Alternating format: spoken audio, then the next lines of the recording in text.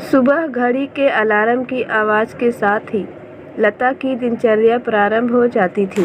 पति आकाश तथा बच्चों के लिए नाश्ता बनाने, बच्चों को स्कूल भेजने तक वह चक्की की तरह पिसती रहती। आकाश के ऑफिस जाने के बाद ही उसे सुस्ताने का समय मिल पाता। फिर रोज़मर्रा के कार्य निपटाते निपटाते वक्त कब गुजर जाता पता ही नहीं चलता। अगले दिन फिर वही दिनचर्या, परंतु यह तो उसका कर्तव्य था जिसका वह निर्वाह कर रही थी। निर्वाह, हाँ, यही तो उसके जीवन में शेष था। सदैव अपने कर्तव्यों का ही तो निर्वाह करती आई थी वह, परंतु इन कर्तव्यों के नीचे दबकर उसका अपना व्यक्तित्व कब और कहाँ खोता चला गया वह खुद नहीं जान पाई। जीवन की यह अविरल धारा यूं ही पूर्ववत चलती रहती यदि उसे मम्मी के आने की सूचना न मिलती। उस सूचना के मिलते ही उसकी सारी जिंदगी एक पल में जैसे ठहर सी गई थी।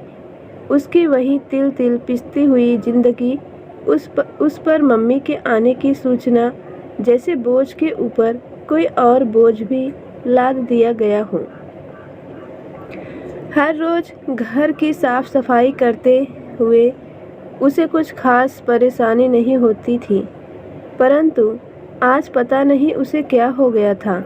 ऐसा लग रहा था जैसे किसी पराये के स्वागत की तैयारी करनी है, लेकिन वह कोई पराई तो नहीं थी, उसकी अपनी माँ थी। फिर यह घुटन क्यों? विचारों का सागर यूं ही घुमड़ता रहता यदि कॉल बेल का स्वर उसकी तंद्रा भंग न करता। हाय लता, कैसी हो? यह क्या हाल बना रखा है? अपनी पत्नी का कुछ तो ध्यान रखा करो दामाद जी।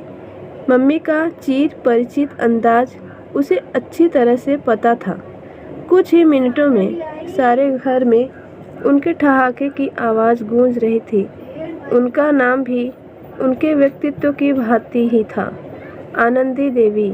चारों ओर आनंद बिखेरने वाली माँ के व्यक्तित्व के सम्मुख उसे स्वयं का व्यक्तित्व बहुत ही छोटा और फीका सा प्रतीत होता था।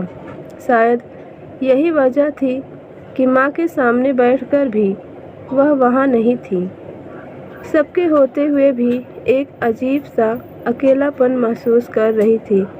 जब से लता ने होश संभाला, माँ के इसी रूप से परिचित थी वह।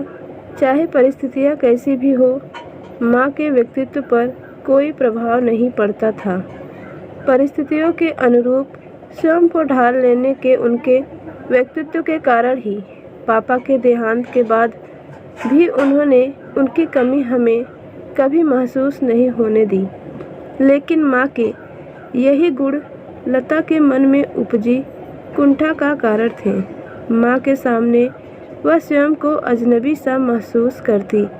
शायद यही कारण था कि माँ तो आज भी लता की उम्र की ही लगती थी, परंतु लता शायद उम्र से पहले ही बूढ़ी हो रही थी। हेलो, कहाँ खो गई लता? अचानक आकाश ने लता को अतीत से वर्तमान के धरातल पर ला खड़ा किया। तुम भी अजीब हो।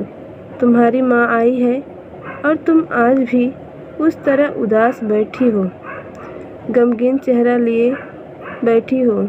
यह देखो, मॉम ने कितनी बढ़िया साड़ी खरीदी है तुम्हारे लिए, मेरे लिए यह शर्ट, बच्चों के लिए ढेर सारे खिलौने। आकाश, माँ इस समय कहाँ है? आकाश की बात बीच में ही काट कर लता ने पूछा।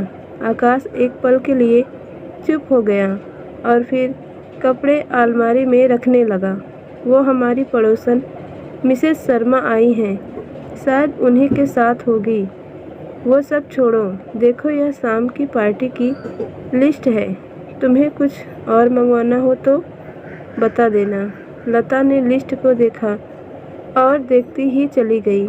इतनी लंबी लिस्ट, शायद पूरी बिल्डिंग को न्योता दिया गया था।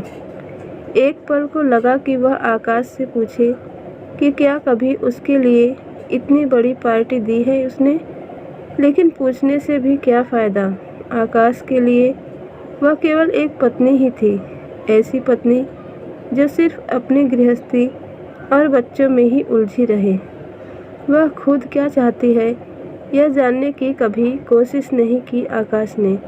खैर, दिन भर तो माँ से उसका आमना सामना कम ही हुआ, लेकिन फिर वही घड़ी आ गई जिसका सामना करने से वह हमेशा कतराती थी।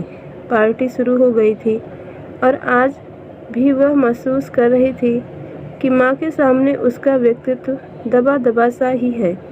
उनका पहनावा, उनके गहने, उनकी बातचीत का हर अंदाज, हर तरीके से वे उस पर भारी पड़ रही थी। जहाँ माँ एक ओर भीड़ से घिरी ठहाके लगा रही थी, वहीं दूसरी ओर लता अपनी कुछ एक सहेलियों के साथ ही अलग खड़ी थी। एक बात पूछूं लता, यह तुम्हारी माँ ही है ना? भाई बुरा मत मानना, मैंने तो यूं ही पूछ लिया। वैसे लगती तुम्हारी बड़ी बहन जैसी ही है।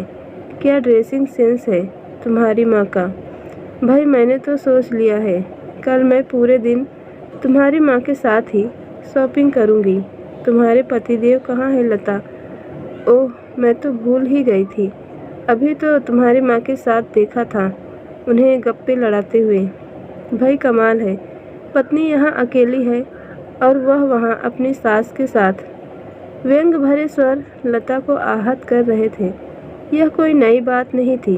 बचपन से लेकर आज तक शायद ही उसने अपनी तारीफ सुनी होगी, लेकिन आज उसे अपना पूरा अस्तित्व हिलता सा महसूस हो रहा था।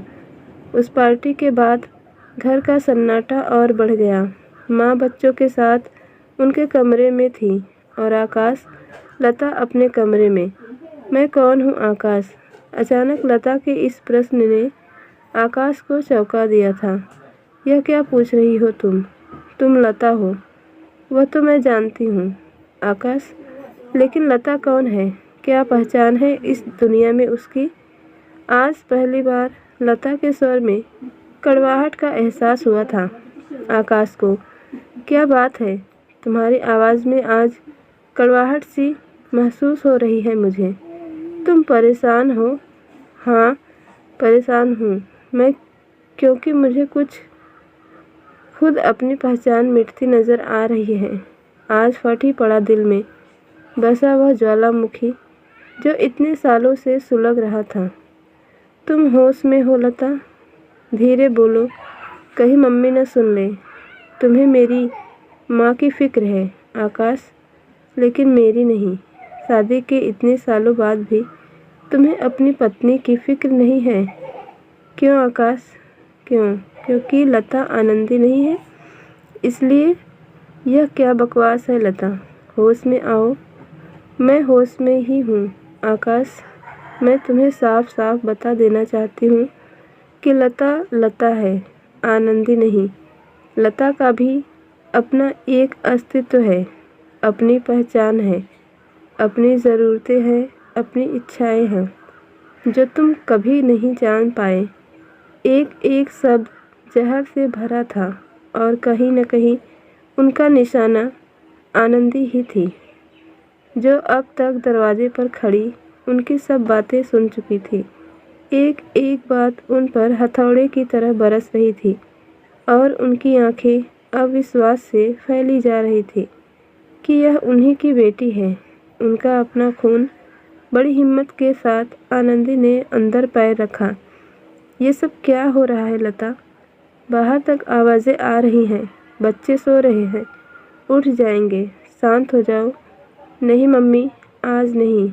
बचपन से आप मुझे शांत करती आई हैं, लेकिन आज मुझे जानना है कि क्या पहचान है मेरी, क्या जगह है आकाश के जीवन में मेरी। किस तरह साबित करूं इस दुनिया में अपनी पहचान को। इतना गुस्सा, इतनी कड़वाहट, यह क्या हो गया है तुम्हें लता? तुम पहले तो ऐसी नहीं थी। इसकी वजह भी आप ही है। बचपन से लेकर आज तक हर जगह आपने अपनी बेटी की भावनाओं को आहत किया है। जो इंसान अपनी बीवी के लिए थोड़ा वक्त नहीं निकाल पाता, वह आपके लिए बड़ी बड़ी पार्टी देने लगा। जो बच्चे अपनी माँ से एक पल के लिए भी जुदा नहीं होते थे, आपके आते ही अपनी माँ को याद ही नहीं करते। आपने सब कुछ तो छीन लिया है, पर अब और नहीं। आकाश, मुझे अपनी जगह चाहिए, अपना हक, अपना अस्तित्व। और अब कोई आनंदी मैं बर्दाश्त नहीं करूँगी। न तो आकाश कुछ बोल पाए और न ही आनंदी। दोनों एक दूसरे को ताकते रह गए। अगली सुबह सब कुछ शांत था। टैक्सी आ चुकी थी। आनंदी का सामान उसमें रखा जा रहा था। लता अभी तक अपने कमरे में बंद थी। आकाश भी उसे बुला बुलाकर हार चुका था। आनंदी सारी परिस्थिति समझ चुकी थी। वो नहीं आएगी आकाश, शायद गलती मेरी ही है। अपनी लाइफ स्टाइल में इतनी खो गई थी मैं कि यह भी न जान पाई कि मेरी बेटी का अस्तित्व कब, कहाँ और कैसे मेरी वजह से दबता जा रहा था। दुनिया के लिए एक आदर्श बन गई मैं, लेकिन अपनी बेटी के लिए आदर्श माँ न बन सकी। शायद मैंने महसूस भी नहीं किया होगा कि मेरी बेटी को भी अपनी पहचान बनानी है। मेरी आवाज़ के बगैर वह सिर्फ मेरी बेटी के रूप में नहीं, लता के रूप में भी पहचानी जानी चाहिए। और यह काम तुम्हें करना है। मैं तो शायद ही वापस आऊँ, लेकिन तुम मुझे उसकी खबर देते रहना। अब मैं चलती हूँ। आनंदी कुछ पल के लिए रुकी और फिर चल दी। लता खिड़की से उन्हें जाते हुए देख तो रही थी, लेकिन उन्हें रोक नहीं पाई। अगला दिन नई उमंग से भरा था। अब कुछ भी बोर नहीं करता था, घर हो या बाहर। लता को दुनिया में अपनी पहचान महसूस होने लगी थी। आखिर दिल में बसा इतने सालों का सारा गुबार बाहर जो निकल गया था। अब वह घुटन के एहसास से मुक्त थी।